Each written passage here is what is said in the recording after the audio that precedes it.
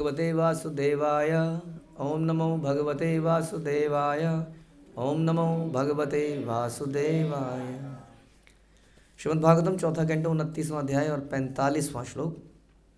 शब्द ब्रह्मणि दुष्पारे चरंत उरु विस्तरे मंत्रलिंगैर्वयवच्छिन्नं भजन्तो न विदुपरम। अनंत वैदिक ज्ञान के अनुशीलन तथा वैदिक मंत्रों के लक्षणों से विभिन्न देवताओं की पूजा के बावजूद देव पूजा से परम शक्तिशाली भगवान को समझने में कोई सहायता नहीं मिलती। तो देवताओं की पूजा के बारे में भगवद गीता में भी 7वें अध्याय के 20, 21, 22 इन सब श्लोकों में आप सुनेंगे भगवान ने बहुत क्लियरली बोला है। ऑल दो हम ये भी सुनते हैं कि देवता भगवान के भक्त हैं और भगवान के भक्तों की तदीया नाम समाचरण, भगवान के भक्तों की सेवा भगवान से बड़ी मानी जाती है। तो इस हिसाब से देवताओं की सेवा भगवान से बड़ी मानी जानी चाहिए। Then what is the problem? शुद्ध भक्त नहीं है। ओके तो फिर आसपास हम लोग शुद्ध हैं, एक दूसरे हम शुद्ध भक्त हैं सारे। हम प्योर भक्ति करने का प्रयास कर रहे हैं लेकिन वो प्रयास भी नहीं कर रहे, ऐसा कह सकते हैं देवताओं के बारे में?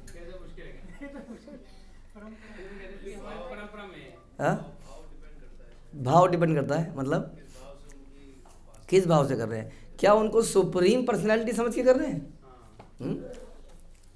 सारे विघ्न विनाशक कौन? गणेश। तो ये हम सोच रहे हैं ना, अब यही सोच रहे हैं। अब कोई सोचे नहीं, सारे विघ्न हरता नरसिंह देव, और नरसिंह देव के भक्त कौन? गणेश जी। तस्मै श्री गणेशाय नमः। इसलिए हम उन गणेश जी को प्रणाम करते हैं, भगवान के भक्त हैं। तो भाव पे सारा कहानी है कि देवताओं की पूजा किस भाव से करी जा रही है ना। अब फिर क्वेश्चन आता है कि इतने सारे भगवान के भक्त हैं, कितने हैं? अब कितने भगवान के भक्त कितने हैं संसार में? कोई काम उठे तो कौन से भक्ति करें और सबकी कैसे कर दें? तो कई बार हम बोलते हैं, जैसे आप बोलते हैं ना, इदम ऐशा दीपा ऐशा वटेवर, तो बोलते हो गौरी मंत्रा बोलते हो, और फिर जब सबको दिखाते हैं तो क्या बोलना चाहिए? सर्व वैष्णवेभ्यो नमः। हाँ, कितने हैं भगवान के भक्त? अनंत हैं। सर्व वैष्णवेभ्यो नमः। वैष्णव को जितने भी थे सभी वैष्णव को नमः कर दिया। ठीक है जी। तो इसमें आ गए सारे देवता वगैरह सब आ गए। तो विशेष रूप से किसकी करें? जो हमारी गुरु परंपरा में है, बस वो भी तो देवी देवता ही की तरह हो गए हमारी गुरु परंपरा में जो लोग हैं। तो अनंत भक्तों में भगवान के, जिसमें देवता भी हैं, जिसमें और पता नहीं कौन कौन सी स्पीशीज़ के हैं, उसके अंदर हम सभी वैष्णवों को प्रणाम करते हैं, उनको ऑफर करते हैं, लेकिन हम जो विशेष लगाव पैदा करते हैं वो अपनी गुरु परंपरा में करते हैं। But that is the difference, है ना। उसमें देवता आते हैं, ब्रह्मा जी तो देवता है, ब्रह्मा जी तो आते हैं हमारी परंपरा में। हाँ, आप पुष्कर भी हो गया है। तो इस प्रकार से हम जब जाते हैं तो शिव जी के मंदिरों में प्रणाम करते हैं, गणेश जी के भी प्रणाम कर सकते हैं, हनुमान जी के प्रणाम कर सकते हैं, लेकिन जो विशेष हमारा लगाव है हमारी परंपरा के प्रति रहता है। उस परंपरा में कुछ विशेष देवता भी आ सकते हैं, जैसे देवता द डिवोटीज, दैट्स इट। लेकिन जो देव पूजा करता है, इस सब जानकारी के बिना उसके साथ बड़ी समस्या हो जाती है, क्योंकि वो ये सोचता है कि वो एक आध्यात्मिक व्यक्ति है और पूजा पाठ कर रहा है, और इस प्रोसेस में वो कभी जान ही नहीं पाता कि सुप्रीम कौन है, और बहुत इल्यूजन में फंस जाता है वो, और चरम लक्ष्य पर पहुंच नहीं पाता। वो बड़ा दुर्भागी हो जाता है। इसलिए भगवान इतना कड़ाई से कई बार मना करते हैं कि देवताओं की पूजा मत करो, और कोई कारण नहीं है, भगवान की भक्ति है अदरवाइज तो। लेकिन लोगों को ज्ञान नहीं है, फिर वो देवताओं के पास जाते हैं, फिर देवताओं की पूजा। देखिए ना संसार में इस वक्त क्या हाल हो गया, आप देखिए जरा अपने आसपास किस तरह की भक्ति करी जा रही है, जिसको भक्ति कह ही नहीं सकते आप। क्या हो रहा है आप देखिए समाज में, भक्ति कहेंगे इसको? पूरा बिजनेस चल रहा है दूसरा ही। हाँ, पूरा जादू टोना टोटका वगैरह, किसी तरह से हमारा काम हो जाए बस, किस देवता को कैसे प्रसन्न किया जाए। कितने सारे साहूकार बन चुके हैं इसके, राइट। तो इसलिए इससे संसार का बेड़ा गर्क हो रहा है बहुत तेज़ी से, ये समझने की बात है। इसलिए इसकी पूजा को मना किया जाता है कि आप देवताओं की पूजा करो ही मत, अच्छा छोड़ो, क्योंकि पता ही नहीं चला। अब लोग कई बार करते हैं, प्रभु जी भगवान के भक्त हैं इसलिए हमने शिवरात्रि रखी थी, शिव जी भगवान की वैष्णव नाम यथासंभव आप ही बोलते हैं लेक्चरों में। अब बताइए क्या गलती है इसमें? ये कहानी हो जाती है। अब नोबडी नोज कि उनके हृदय में चल क्या रहा है। जनरली ऐसे केस में कुछ और ही चल रहा होता है। क्यों? क्योंकि आचार्यों ने तो नहीं बताया ऐसा करने को, हमने ज़्यादा ही दिमाग लगा लिया कि वो भी वैष्णव है, सबसे महान वैष्णव है। तो अदरवाइज प्रॉब्लम तो कोई भी नहीं है शिव जी की पूजा करने में। लेकिन प्रॉब्लम यही है कि उस पूजा के करते करते हमारी जो शरणागति है वो डिवाइड हो जाती है कई बार। ये ध्यान रखना है। अगर हम वैष्णव को प्रणाम कर रहे हैं, उनके प्रति समर्पित हैं, गुरु के प्रति समर्पित हैं, तो इसी भाव से कि उनके थ्रू हम भगवान को समर्पित हैं। कई बार देवी देवताओं की पूजा में ये भाव समाप्त हो जाता है और वो देवता विशेष ही सब कुछ बन जाता है, सब कुछ वही बन जाता है उनका आगे पीछे का। जैसा मैं अक्सर बोलता हूँ, कई बोलते हैं ना कई बार लोग, हम नहीं जानते किसी कृष्णा को, प्रभुपाद हम तो आपको जानते हैं। फिर कोई आएगा कहेगा प्रभुपाद हम तो प्रभुपाद को नहीं जानते, प्रभु जी हम तो आपको जानते हैं। फिर ये कॉन्सेप्ट चलता चला जाएगा। हाँ, तो समझना पड़ेगा ना कि ये दिस इज़ द लाइन। हमारी शरणागति अल्टीमेटली इस प्रकार से भगवान की तरफ जा रही है। तो देवी देवताओं की पूजा में कई बार वो लाइन खत्म हो जाती है और वही देवता विशेष बन जाता है। इसलिए कह रहे हैं कि अनंत वैदिक काल के ज्ञान अनुशीलन तथा वैदिक मंत्रों के लक्षणों से विभिन्न देवताओं की पूजा के बावजूद देव पूजा से परम शक्तिशाली भगवान को समझने में कोई सहायता नहीं मिलेगी। इसलिए जीवन के लक्ष्य को नहीं कर पाओगे। इसलिए भगवान कहते हैं कि जिनके मन भौतिक इच्छाओं द्वारा मारे जा चुके हैं, विकृत हो चुके हैं, वे देवताओं की शरण में जाते हैं इच्छाओं की पूर्ति के लिए। अधिकांश लोग अधिकार प्राप्त करने के लिए देवताओं की पूजा करना चाहते हैं। प्रत्येक देवता की विशिष्ट शक्ति होती है। उदाहरण स्वर्ग के राजा इंद्र में पृथ्वी जल पर वर्षा करने की शक्ति है जिससे कि वनस्पति उग सके। इस देवता का वर्णन वेदों में इस प्रकार हुआ है, वज्रहस्ता पुरंदरः। इंद्र हाथ में धारण किए गए वज्र से जल पूर्ति पर शासन करता है। यह वज्र इंद्र द्वारा नियंत्रित है। इसी प्रकार अन्य देवता अग्नि, वरुण, चंद्र, सूर्य विशिष्ट शक्तियों से युक्त हैं। वैदिक मंत्रों में इन समस्त देवताओं को प्रतीकात्मक आयु द्वारा पूजा जाता है। तो वैदिक मंत्र जानते हैं क्योंकि वो जानते हैं भगवान के भक्त हैं। जैसे कि आप लोगों के यहाँ पे हमारे सन्यासियों के कुछ मंत्र होते हैं, नमो विष्णु पादाय कृष्ण प्रेष्ठाय भूतले श्रीमद् भक्ति वेदांत। आ गया ना मंत्र। अब आप कहोगे ये मंत्र भी तो इन देवताओं की पूजा कर रहा है जिनका नाम है भक्ति वेदांत स्वामी प्रभुपाद। देवता ही होगा एक तरह से, देवता से बड़े हमारे लिए नहीं। तो वैदिक मंत्र इनका उच्चारण करते हैं क्योंकि वो जानते हैं कि ये लोग भगवान के बड़े प्रिय हैं।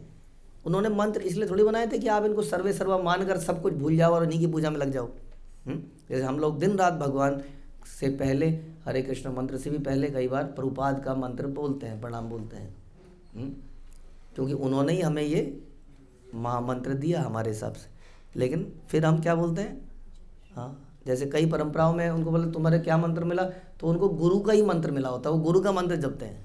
मालूम है आपको, कई जगह पे केवल गुरु का ही मंत्र दिया जाता है और गुरु से ही सब कुछ प्राप्त होता है, आपको आगे जाने की ज़रूरत नहीं है, सब कुछ यही मिल जाएगा। जबकि गुरु एक वाया मीडिया जो कि आपको भगवान से कनेक्ट करता है। हाँ, इसलिए उसको गुरु को भगवान जैसा ही सम्मान देना चाहिए। But why? बिकॉज वो हमें भगवान से कनेक्ट करता है। But there is no connection. गुरु का ही मंत्र दे दिया और गुरु का ही मंत्र जप रहे हैं, दिस प्रोसेस इज रॉन्ग। यहीं पर देवता की भक्ति को भी आप ऐसे ही समझिए। तो वैदिक मंत्र गलत नहीं है, वैदिक वो मंत्र दिए गए क्योंकि वो विशेष व्यक्ति हैं, उनकी पूजा की विधि भी बताइए। जैसे प्रभुपाद की आप आरती करते हो, गुरु आरती करते हो कि नहीं? उस गुरु उसकी विधि क्या है कि गुरु वंदना, एक अलग से गुरु वंदना है, उसको गाया जाता है। फिर ये ऑफर किया जाएगा, ये 4 चीज़ 5 चीज़ ये सारी चीज़ उसके प्रोसेस है कि नहीं? वैसे ही देवताओं का भी प्रोसेस है। लेकिन उसको ये समझना भूल गए उस प्रोसेस में कि वो अल्टीमेटली भगवान के दास हैं। इसको हटा दिया गया और बीच में फिर मतलब की दुनिया आ गई। ये भगवान कह रहे हैं ये गलत है। यदा यस्यानुग्रहाति भगवानात्म भावितः स जहाति मतिम लोके वेदे च परिनिष्ठितम्। जब मनुष्य पूर्णतः भक्ति में लगा रहता है तो अहेतु की कृपा प्रदर्शित करने वाले भगवान उस पर कृपा करते हैं। ऐसे अवसर पर जागृत भक्त सारे भौतिक कार्यों तथा वेदों में वर्णित अनुष्ठानों को त्याग देता है। समझ में आया? जागृत भक्त, ये भागवतम का श्लोक है भाई दबे। और कई बार लोग कहते हैं आप सब कुछ छुड़वा देते हैं, आप लोग इस्कॉन के लोग। ये भागवत में श्लोक आ रहा है कि जो भक्त जागृत हो जाता है वो इन सब चीज़ों को छोड़ देता है। आप बताइए जी, सही किया कि नहीं आपका छुड़वा के? क्या क्या छुड़वा के? आप बोल दीजिए, मुझे अच्छा नहीं लगता बोलना। क्या क्या? हाँ, नॉट चाय, हाँ, है ना? ये श्लोक है कि नहीं? ये हम मनमाने ढंग से तो नहीं कर रहे? क्या आप लोग क्या हो, वो एक्सट्रीमिस्ट हो, क्या कहते हैं उसको आप? हाँ, फैनेटिक हिंदी में क्या कहेंगे ऐसे? सन की हो, कट्टर हो, कट्टर। आप लोग कट्टर हो, कट्टा लेके चलते हो, जिहादी हो आप लोग। नहीं, ऐसा नहीं है, ऐसा कुछ भी नहीं है। हाँ, वास्तव में हम लोग देवताओं के गुणगान ही करते हैं रोज, कितनी बार। जो देवताओं के अपमान कर रहा है वो अपराध है, वास्तव में देवताओं का अपमान करना अपराध है। ये बात भी सही है। लेकिन यहाँ लिखा है कि जो भक्त जागृत हो जाता है वो हर प्रकार के वेदों में वर्णित अनुष्ठानों को त्याग देता है, क्योंकि उस अनुष्ठानों से कहीं ना कहीं वो कर्म कांड की बू आती है। उसमें लिखा होता है कि ये इतने अनुष्ठान करोगे तो ये फल प्राप्त होगा करने वाले को, होता है ना लिखा हुआ। आपने सुनी है वो लाल किताबों में कहानियाँ पढ़ी होगी पहले, भक्ति में आने से पहले। अरे लाल किताबें, छोटी छोटी लाल किताबें नहीं पढ़ी आप लोगों ने? ऐसे हाँ नहीं कर रहे आप, वाह, पढ़ी है कि नहीं? हाँ, इन सब में अंत में क्या लिखा होता है? लिखा होता है कि नहीं कि ये करेंगे तो ये प्राप्त होगा। तो दिमाग वहाँ पे घूम जाता है कई बार और उसी तरफ चला जाता है, और चला गया ऑलरेडी सबका, और सब उसी लिए कर रहे हैं। हाँ, वैष्णो देवी से कोई प्रेम नहीं करता है रास्ता में, पता है आपको? वैष्णो देवी जो देती है उससे प्रेम है, क्योंकि अगर वैष्णो देवी से प्रेम होता तो वैष्णो देवी के जो अभीष्ट हैं, जो जिनसे वो प्रेम करती हैं, हाँ, जिनके लिए वो पार्वती वहाँ पे जगन्नाथपुरी में बाहर बैठी रहती हैं कि जैसे झूठा खाएंगे सबसे पहले मेरे पास, हाँ, तो उनसे प्रेम कैसे ना होता है? ऐसा कैसे हो सकता है? अगर मैं आपको प्रेम करता हूँ तो आप जिसको प्रेम करते हैं उसको मुझे प्रेम करना चाहिए कि नहीं? क्या है वो कहावत? If you love me you have to love my dog, sorry not god, if you love me you have to love my, विदेशी कहावत है ना, तो वहाँ पे कुत्ते से ही प्रेम होता है। तो कहते हैं मेरे को प्रेम करोगे तो मेरे कुत्ते से भी प्रेम, नहीं इसके बहुत बाल हैं, अरे नहीं, फिर प्रेम बढ़ेगा ही नहीं, क्योंकि इस आदमी का उस कुत्ते से पागलपन का प्रेम है, वो उसके साथ झप्पी मार के सोता है। तो अगर आपको उससे प्रेम है तो कुत्ते से प्रेम करोगे तो हो जाएगा जल्दी से। तो इसी कहावत को अगर हम समझें, इसी कहावत के हिसाब से हम कहते हैं कि अगर आपको कृष्ण को प्रेम करना है तो डिवोटीज़ को प्रेम करना सीखना पड़ेगा, because Krishna loves his devotees. ये कॉन्सेप्ट हमें समझना पड़ेगा। उसी तरीके से हर चीज़ में इस प्रकार का ही चलता है। तो ऐसे जागृत भक्त जो होते हैं वो सारे भौतिक कार्यों, वेदों में वर्णित अनुष्ठानों को त्याग देते हैं, क्योंकि वो अनुष्ठानों में कुछ हेतु है, कुछ बेनिफिट्स हैं। पिछले श्लोक में बताया गया कि ज्ञानी लोग श्री भगवान को जान पाने में असमर्थ रहते हैं, उसी प्रकार इस श्लोक में बताया गया कि जो कर्मी लोग होते हैं, जो अनुष्ठानों का पालन करते हैं, वो भी भगवान को जानने में असमर्थ हैं। श्रील रूप गोस्वामी ने बताया कि जब मनुष्य ज्ञान तथा कर्म से पूर्ण रूप से मुक्त हो जाता है और भौतिक इच्छाओं से दूषित हुए बिना शुद्ध भक्ति में लगता है, तब वो भगवान को जान पाता है। अन्य विलासिता शून्यम। आत्मभाविता शब्द बड़ा सार्थक है, जो बताता है कि यदि मनुष्य निरंतर भगवान का चिंतन करता है तो वे उसके मन में जाग जाते हैं। समझ में आया? शुद्ध भक्त निरंतर भगवान के चरण कमलों का चिंतन करता है। सवै मना कृष्ण पदार विंदयो। जब उसको कृष्ण के चरण दिखते हैं तो थैंक यू अपने गुरु को करता है, हाँ, लेकिन सारा सब कुछ पावन करने वाला भगवान का नाम है, माना भगवान के चरण हैं। चिंतन हम सबका उन्हीं पर है, गुरु जी का भी चिंतन कहाँ है? उन्हीं के ऊपर है। ये समझना पड़ेगा। शुद्ध भक्त भगवान के विचारों में मग्न रहे बिना एक क्षण भी नहीं रह सकता। भगवत गीता में भगवान का निरंतर चिंतन सतत युक्ता नाम के रूप में वर्णित है, भजताम प्रीतिपूर्वकम। क्योंकि भगवान भक्त के अंतःकरण से आदेश देता है, अतः भक्त सभी प्रकार के भौतिक कर्मों से बच जाता है। वास्तव में बड़ी मुसीबत है, सच बता रहे, इतनी कन्फ्यूज़न है संसार में। रोज़ आके कोई आपको कन्फ्यूज़ कर देगा, नहीं नहीं ऐसा नहीं करते, ऐसा करते हैं, हाँ ऐसा करते हैं, पता नहीं था, तो वो घबरा जाता है। ऐसा हुआ आपके साथ बहुत? नहीं नहीं ये मंगलवार को नहीं होता है, ये इस दिन होता है। नहीं नहीं इसको इतनी बार नहीं करते, इसको इतनी बार करते हैं। हर व्यक्ति कुछ नई कहानी बताता है, उस सारे अनुष्ठानों से व्यक्ति बच जाता है। और फिर बता रहे हैं कि जो देवताओं की पूजा करेगा वो देवताओं के बीच में जाएगा, और भूत प्रेतों की पूजा करेगा वो भूत प्रेतों के बीच में जाएगा, पूर्वजों की पूजा करेगा तो उनके पास जाएगा। ये भी समझना पड़ेगा, ये भी भगवान ने गीता में बोला। तो इस प्रकार आत्मभाविता शब्द यह भी सूचित करता है कि भक्त सदैव बद्ध जीवों को छुटकारा दिलाने के लिए उपदेश देते हैं, न कि बांधने के लिए। भगवान का शुद्ध भक्त सदैव सोचता है कि किस प्रकार पतित जीवात्माओं को इस संसार से निकाला जाए, जो कि देवताओं की पूजा से पॉसिबल ही नहीं है। भक्तों द्वारा पतित जीवों का उद्धार करने के प्रयास से प्रभावित होकर भगवान अपनी अहेतु की कृपा करते हैं और फिर उनको ज्ञान देते हैं, कुछ हेल्प करते हैं डिवोटीज की। यदि आप प्रयास करेंगे, यदि आप पुस्तक बांटने जाते हैं तो कुछ कुछ लोग पुस्तक ले लेते हैं कि नहीं, है ना। हर बार प्रयास मुश्किल लगता है, लेकिन अंत में लगता है कि हाँ कुछ तो हो ही गया। कई बार बहुत समय तक लगे रहते हैं तो कुछ नहीं होता, फिर अचानक से कुछ कुछ होने लगता है, भगवान वहाँ से अपना काम करते हैं। उसके बाद यदि एक भक्त दूसरे से आशीर्वाद प्राप्त करता है तो वह कर्म कांड तथा ज्ञान कांड के कर्मों से मुक्त हो जाता है। समझ में आया? आशीर्वाद क्या है? आशीर्वाद अगर मिला है तो इसका मतलब हमारे कर्म कांड छूट जाएंगे, अनुष्ठान जो हम छुप छुप के कर रहे हैं वो वाले, और देखने की जरूरत नहीं है किसी को, लेकिन अंदर से ही आएगा, नहीं करेंगे। इसका क्या मतलब हुआ? अब आशीर्वाद मिल गया है। इस दृश्य जगत की उत्पत्ति मतलब कि भगवान में उसकी अटैचमेंट हो गई ना, अब उसको फर्क नहीं पड़ रहा किसी चीज़ से, उसको लाभ हानि से खतरा नहीं है। अब ये देवता नाराज हो जाएगा तो क्या होगा, ये देवी नाराज हो जाएगी तो क्या होगा, इससे वो ऊपर उठ गया है। इस दृश्य जगत की उत्पत्ति भगवान द्वारा होती है। सारे जीव यहाँ पर सुख भोगने के लिए आते हैं। विभिन्न यम नियमों द्वारा वैदिक आदेशों के अनुसार उनका पद प्रदर्शन होता है और बुद्धिमान मनुष्य इन आदेशों से लाभ उठाते हैं। इस प्रकार अविचल भाव से भौतिक जीवन का भोग करते हैं। तो भौतिक जीवन का भोग किया जा सकता है एज पर द रूल्स। सामान्य जन भौतिक कार्यों में लगे रहते हैं और जब कुछ उन्नति कर लेते हैं तो वेद वर्णित अनुष्ठान के प्रति आकर्षण हो जाते हैं। अब क्या होता है कि इसको करते करते वो इतना अभ्यस्त हो जाता है, उसको लगता है ये तो बढ़िया तरीका है, इस प्रकार से नियम पालन करो, इस तरह से मजे करो, इस तरह से नियम पालन करो, इस तरह से मजे करो, ये ऑथोराइज तरीका है। लेकिन गीता पढ़नी पड़ेगी उसके लिए, फिर गीता भी साथ में पढ़नी पड़ेगी।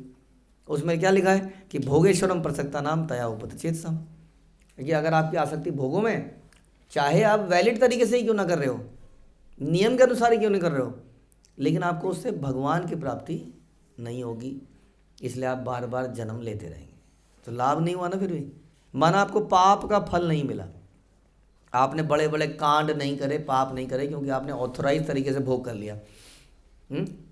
लेकिन वो ऑथोराइज तरीके से भोग का पर्पज़ क्या होना चाहिए अल्टीमेटली, कि हमें भगवान से अटैचमेंट। उसका पर्पज़ ये नहीं है कि हमें समझ में आ गया कैसे अपने ऑल्टर के अंदर थाली को घुसाना है, तुलसी दल डालना है, मंत्र पढ़ के निकालना है और पेट में डालना है। अल्टीमेट ऑब्जेक्टिव कि हमारे पेट में जाना चाहिए। और इस तरीके से हमने एक रिचुअल बना लिया, ये भी तो एक कर्म कांड ही हो गया, नहीं इस तरह से करना है जी। तो समझ लीजिए इसमें बहुत समय लग जाएगा फिर आगे बढ़ने में, कि प्रारंभिक अवस्था हो सकती है, लेकिन ये 10 साल बाद भी अगर यही अवस्था है तो ठीक नहीं है। हाँ, it should develop some love in the heart, उसके लिए हमें थोड़ा चिंतन करना पड़ेगा। किंतु इन अनुष्ठानों से निराश होकर फिर क्या होता है, धीरे धीरे इनसे परेशान हो गए, एक दिन वो भक्ति को छोड़ देगा, क्योंकि उसने श्रवण कीर्तन या ढंग से प्रोसेस को किया ही नहीं, और इसमें भी कर्म कांड बना लिए। हाँ, समझ में आया? उपवास, उपवास मतलब living close to the god, यानी कि इस तरह की चीज़ करना। हाँ, लेकिन उपवास को भी हमने एक रिचुअल बना के, हाँ, उसमें क्या कर दिया, उसमें 56 भोग बना डाले। तो वो इसलिए हर चीज़ के पर्पस को समझना पड़ेगा, नहीं तो ऐसे लोग गुरु तथा कृष्ण की कृपा से भक्ति का बीज प्राप्त करते हैं, जो और इसकी पुष्टि चैतन्य चरितामृत में गुरु कृष्ण प्रसादे पाए भक्ति लता बीज।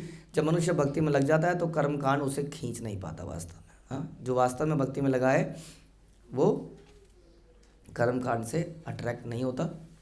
और भगवान बता रहे हैं यहाँ पे, प्रभुपाद बता रहे हैं कि जो निष्ठावान व्यक्ति होता है भगवान उसके बाद मदद भी करते हैं ताकि वो भगवान के पास आ पाए। भगवान उसको उचित ज्ञान देते हैं। समझ में आया? लेकिन किसको देते हैं उचित ज्ञान? जो सच्चाई से आगे बढ़ना चाह रहा है, ये बात हम भी जानते हैं कि हमारे हृदय में आज प्रेम पैदा नहीं हुआ है, लेकिन इच्छा है हाँ कि इन इंद्रियों से भागें और भगवान के चरणों में भगवान से हम प्रेम पैदा कर पाएँ। तो यदि हम ऐसी हृदय से इच्छा करेंगे, प्रार्थना करेंगे, तो भगवान हमें बुद्धि प्रदान करेंगे कि कैसे इसको किया जाए, कैसे हम गुरु परंपरा से अटैच हो पाएँ, उनके कथनों पर चल पाएँ। भगवान मदद करेंगे इसमें हमारी, यदि हम प्रार्थना करेंगे। तो प्रार्थना क्लियर होनी चाहिए। क्या होनी चाहिए प्रार्थना? कैसे हम शुद्ध भक्ति करें, कैसे प्रेम को बढ़ाएं, ये होना चाहिए। रूल्स एंड रेगुलेशंस तो हमें करना ही है, वो तो हम कर ही रहे हैं, लेकिन रूल्स का पर्पस क्लियर होना चाहिए। रूल का पर्पस क्या है? प्रेम पैदा करने के लिए अभी हम रूल्स को अडॉप्ट किए हुए हैं। और एक स्टेज ऐसी आनी है कि हम बड़े हृदय से इन सारे नियमों का पालन करें भगवान से प्रेम करने के लिए। हरे कृष्ण। श्रील प्रभुपाद की जय। ग्रंथराज श्रीमद् भागवतम की जय।